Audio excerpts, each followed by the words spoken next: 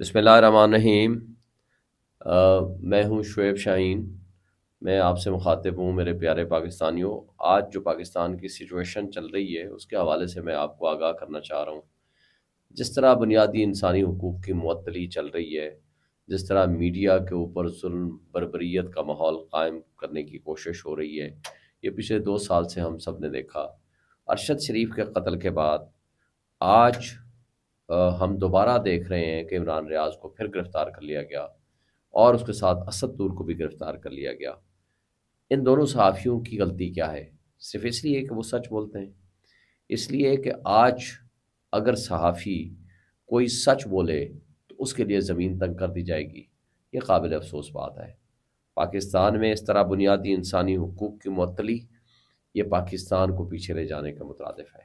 Political victimization تو ہم دیکھ ہی رہے ہیں، اور پولیٹیکل لوگوں کے ساتھ اور پی ٹی آئی کے ساتھ اسپیشلی جو زیادتیاں پچھلے 2 سال سے ہو رہی ہیں وہ ہم سب نے دیکھی۔ اور جس طرح پی ٹی آئی کے لوگوں کو اٹھایا گیا، مارا گیا، تشدد کیا گیا، ان کے اوپر ظلم کیا گیا، ان کو بچوں کو اٹھایا گیا، ان کے فیملیز کو ڈسٹرب کیا گیا، اغوا برائے بیان کیا گیا، اور ان کے ساتھ جو کچھ ہوا وہ سب ہم نے دیکھا۔ لیکن اس سے پارٹی مزید مضبوط ہوئی ہے۔ لوگ اس ظلم کے خلاف اٹھ کھڑے ہوئے، اور ظلم کا بدلہ ووٹ کے ذریعے لوگوں نے دیا ہے، اور پورے پاکستان میں فیڈریشن کی ایک ہی پارٹی ہے، وہ ہے پی ٹی آئی، اور وی این ہے عمران خان کا، اور لوگوں نے اس کو ثابت کر دیا۔ مگر اس سب کچھ کے باوجود ہم یہ سمجھتے ہیں کہ اس کے بعد بھی اگر آپ نے نہ سیکھا، اس سب کچھ کو دیکھنے کے بعد بھی اگر آپ نے اپنے آپ کو نہ بدلا، اگر اس سب کچھ کو دیکھنے پرکھنے اور فیصلہ آنے کے بعد جو قوم نے فیصلہ دے دیا، آپ نے وہی 50 سال پرانی قسم کی حرکتیں وہ شروع کر دیں، لوگوں کو اٹھاؤ، مارو، تشدد کرو، ان پہ ظلم کرو، ان کے خلاف مقدمات کرو، اور اس کے نتیجے میں ڈر خوف کا ماحول پیدا کرو، کیا یہ ملک کے لیے سوٹیبل ہے؟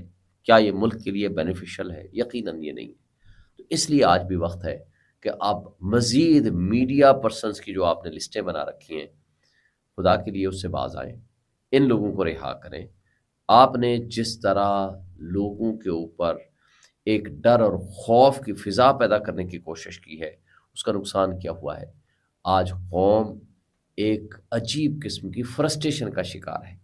آج لوگوں میں بد دلی ہے، آج لوگوں میں مایوسی ہے، آگے بڑھنے کا جذبہ نہیں ہے، ملک میں رہنے کی ایک لگن ہوتی ہے ملک کو آگے لے جانے کی، وہ ختم کرتے آپ جا رہے ہیں۔ یہ کیا آپ ملک کے ساتھ حب الوطنی کر رہے ہیں یا ملک کے ساتھ دشمنی کر رہے ہیں؟ اس لیے آج وقت ہے کہ چند اشخاص کے اوپر کی جانے والی تنقید کو آپ خندہ پیشانی سے برداشت کریں، اس کا جواب دیں، اس کو دلیل سے ثابت کریں۔ ٹویٹر آپ نے بند کر دیا صرف اس لیے کہ آپ کے اوپر تنقید ہوتی ہے، اور آج چیف جسٹس آف پاکستان کے اوپر اسد طور اور عمران ریاض تنقید کر رہا ہے۔ ایک کو مریم نواز کے کہنے پہ گرفتار کر لیا، ایک کو اسد طور کے بقول چیف جسٹس کے کہنے پہ گرفتار کر لیا، اور پتہ چلا کہ جناب عمران ریاض اور اسد طور نے بی بی سی کو انٹرویو دیا ہے، وہ بھی ان کے گلے پڑا ہے۔ تو آپ کس طرح کی باتیں کر رہے ہیں؟ اور یہ آج بھی وقت ہے ان چیزوں کو درست کریں۔ ہم آگے چلتے ہیں۔ ای سی پی کا کردار دیکھیں، مخصوص نشستوں کے حوالے سے آج تقریباً 18-19 دن ہو گئے ہیں۔ 18-19 دن ہونے کے باوجود وہ آج مخصوص نشستوں کا فیصلہ نہیں کر سکے۔ وہ پی ٹی آئی کو ملنے والی مخصوص نشستیں ان کا حق ہے، یہ آئین کا آرٹیکل 51 دیتا ہے، آپ اس سے ان کو نہیں ڈپرائیو کر سکتے۔ آپ ان کو محروم کرنے کی کوشش کریں گے تو یہ ایک اور بدنما داغ آپ کے چہرے پہ آ جائے گا۔ عدالتوں نے بالآخر دے دینا ہے، آج عدالتیں دیتی ہیں، کل دیتی ہیں، پرسوں دیتی ہیں، لیکن آپ اپنے ذمے بدنما داغ کتنے لیں گے، اور کب تک ان بدنما داغوں کے ساتھ آپ آگے چلائیں گے اس ادارے کو؟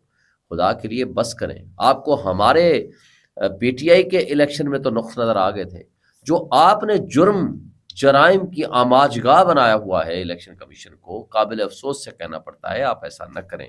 آپ کے بقول فارم 45 سیکشن 90 92 95 یہ کہتا ہے دس از دی ریزلٹ، فارم 45 ریزلٹ ہوتا ہے۔ آر او نے یکدم تبدیل کر دیا۔ اب میرے والے حلقے میں آر او نے نہ صرف اس کو تبدیل کیا، بلکہ آپ نے خود الیکشن کمیشن نے 11 تاریخ کو سٹے دے دیا کہ کنسالیڈیشن پروسیس از سسپینڈڈ، اور آر او نے لکھ کے دے دیا، جس کو بعد میں وہ ایڈمٹ کرتا ہے کہ process of consolidation is postpone till final order of the E C P, اور رات کو نوٹیفیکیشن بھی ہو جاتا ہے۔ یہ کیسے قوانین آپ اطلاق کر رہے ہیں؟ اور किस तरीके से आप इदारे को चला रहे हैं। अगर आपने इस तरीके से इदारों को चलाया तो ये इदारों की बका का सवाल पैदा हो जाएगा। इदारों की डिस्क्रेडिट तो पहले ही वो हो चुके हैं, लेकिन वो वक्त करीब आ जाएगा कि जब अवामी इनकलाब को आप रोकेंगे तो उससे ज़्यादा नुकसानदेह वाली चीज़ें आपके गले पड़ेंगी और आएंगी। तो इसलिए आज भी वक्त है, आइन की बालादस्ती करें, कानून की हुक्मरानी हो। जिस पॉलिटिकल पार्टी का एक हक है कि ड्यू रिप्रेजेंटेशन हो वहाँ ख़वातीन की भी और स्पेशल अक़लियतों की भी, वो आप उनको दें। और आज आपने 19 दिन तक फैसला नहीं कर पाए, इसलिए कि आप फैसला करना नहीं चाहते हैं। आपके हाथ कांपते हैं कि पीटीआई के हक में फैसला करते हुए आपने बल्ले का निशान छीना। क्या हुआ? लोगों ने फिर भी वोट दिए। फिर आपने आरओ के जरिए आपने उस सारे रिजल्ट को चेंज करवा दिया और उसको वॉश आउट करने के लिए आप केसेस सुन रहे हैं। लेकिन आपके पास 100% क्लियर केसेस थे। मेरा केस था, मेरे इस्लामाबाद के 3 हल्कों के केसेस थे, सलमान अकरम राजा का केस था और बहुत सारे लोगों के केसेस आपने उठा करके वो कोई कंसिडरेशन किए बगैर उठा करके आपने डिस्मिस कर दिए।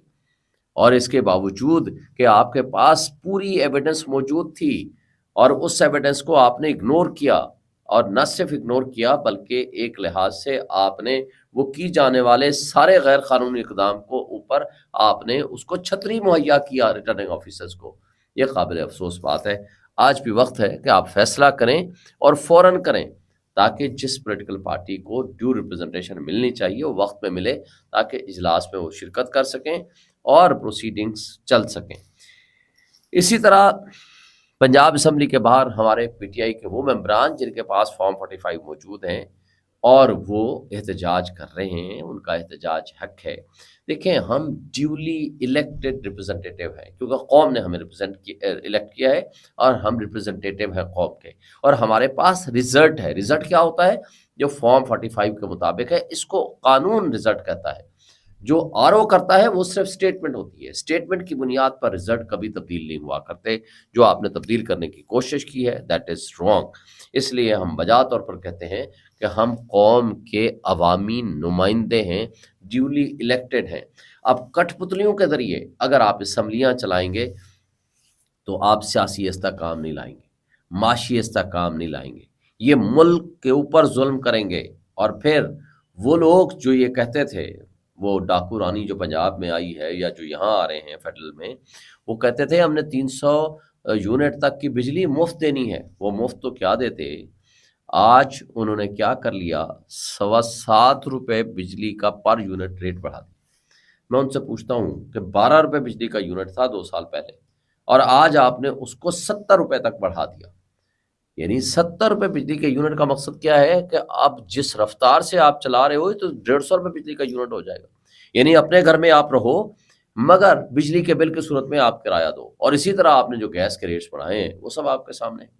और उसके साथ आप बढ़ा रहे हो डॉलर का जिस तरह से जो आपने उसका हशर किया, इसहाक डार के जैसे अफलातून को आप लाए थे और वो तबाह और बर्बाद करके गया आपकी मईशत का। फिर जो पेट्रोल के रेट्स आप मुस्तकिल बढ़ाए जा रहे हैं, तो आप मुल्क को कहाँ लेके जाना चाहते हैं? मेरा ख्याल है ये सस्टेनेबल नहीं होगी। डाकू राज अगर होगा, डाका जनी के ज़रिए आप वजूद में असम्बली आएगी, तो उसकी बुनियाद ही गलत होगी।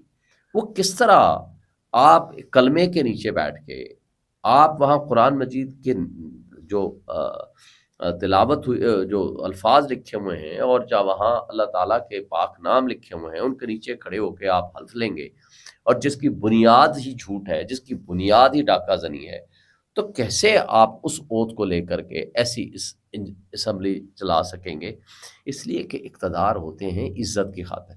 अगर आप बेइज्जती करा के झूठ पे मबनी आप असम्बली में पहुँचेंगे तो वो पायदार कभी इक़्तिदार होगा नहीं और उसको पब्लिक सपोर्ट नहीं मिलेगी।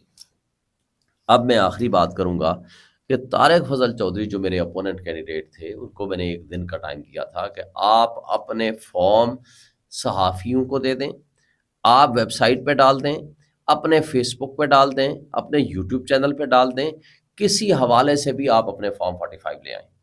और मैं ये उनको एक दफ़ा फिर चैलेंज करता हूँ कि फॉर्म 45 ले आइए, क्योंकि आपने 4 दिन पहले ये वादा किया था लोगों से कि हम आपको देंगे, मेरे पास मौजूद हैं।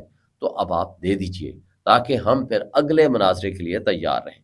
اور اگر نہیں دیں گے اور جس دن میرے پاس یہ سارے ثبوت اکٹھے ہو گئے جو کہ میں اکٹھے کر رہا ہوں، انشاءاللہ طارق فضل چودھری کے خلاف بھی ایف آئی آر کٹاؤں گا اور اس کرپٹ ریٹرننگ افسر عثمان اشرف کے خلاف بھی ایف آئی آر کٹاؤں گا جس نے اس ساری فورجری کا ڈرامہ رچایا اور اس طرح طارق فضل کو ایک واک اوور دیا اور بینیفٹ دیا۔